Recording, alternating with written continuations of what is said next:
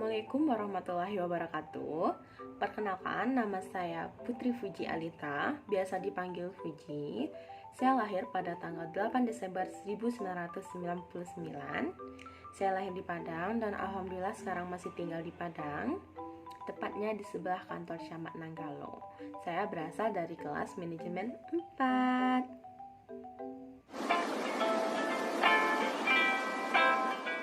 Saya kuliah di Universitas Putra Indonesia YPTK Padang, tepatnya mengambil jurusan manajemen.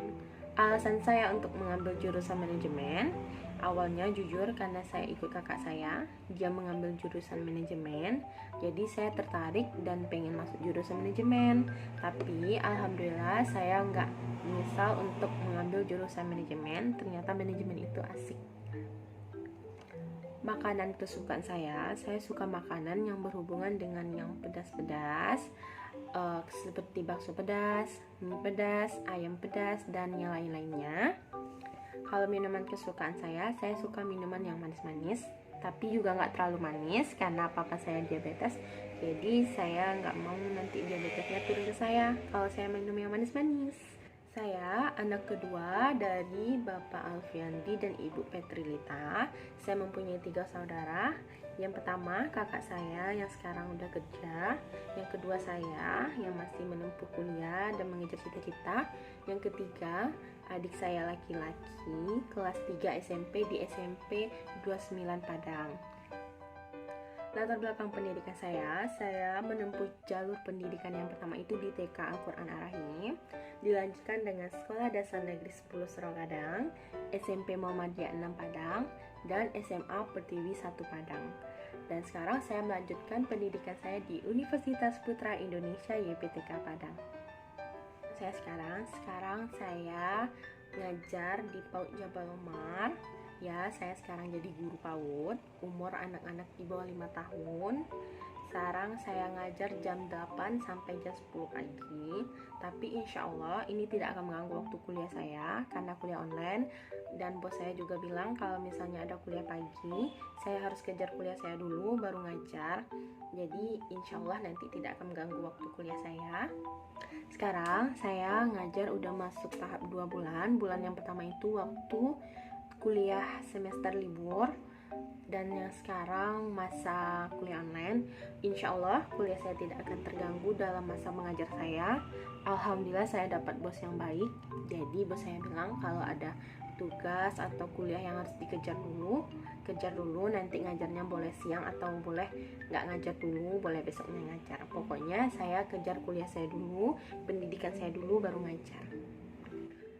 Alasan saya kenapa saya kerja itu karena kemarin libur pandemi, juga libur semester, nggak ada kerjaan, bosan, kan nggak ada kuliah juga, jadi kadang malu minta uang untuk beli internet, minta uang jajan, beli make up, beli ini, beli itu. Dan alhamdulillah dia sekarang dapat tawaran kerja sambil kuliah. Saya boleh bisa beli ini, beli itu, beli internet gitu, dan membantu juga untuk orang tua saya. Pesan saya untuk kalian, hargai orang tua, hargai waktu, hargai uang, hargai orang sekitar kalian, dan hargai diri kalian sendiri. Karena kalian dengan menghargai itu, insya Allah hidup kalian akan bahagia.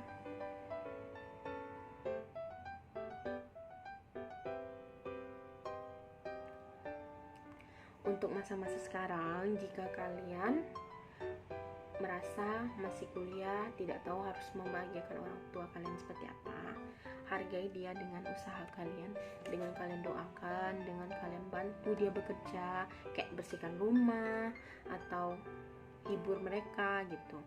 Kalian bahagiakan dia dengan itu, kalian hargai dia dengan itu. Tapi boleh juga bahagiain dengan nilai kalian, karena jerih payah keringatnya akan terbayar dengan nilai kalian yang terbaik.